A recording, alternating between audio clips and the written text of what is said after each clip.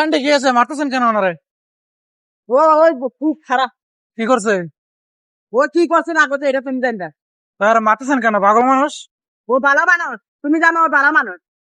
ভালো না বললাম, পাগল মানুষ, আর মারতেছেন ও কেন? পাগল, ও ডেন্ডি খায়, ও পাগল। কি হয়েছে? ও ডেন্ডি খায়, ও পাগল। কি হয়েছে তোমার? মারতেছে কেন আন্টি তোমারে? হ্যাংটি জনা চলে আমার কাস্টমার আইগেন এই এলাকা চাপ, এলাকা চাপ যে আইবে হেতা জায়গা থাকবে, যে আইবে হেতা আইবে থাকবে।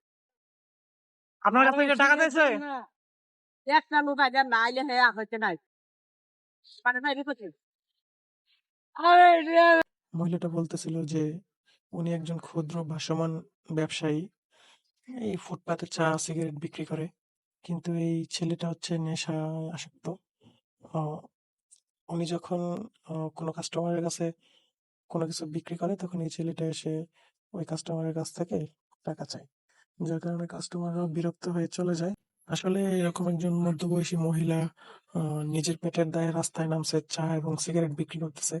এখানে উনি যখন এরকম নেশাগ্রস্ত যুবকের দ্বারা ব্যবসায়িক ক্ষতির সম্মুখীন হয়, তখন উনি স্বাভাবিকভাবে ওনার মেজাজটা ধরে রাখতে পারেননি।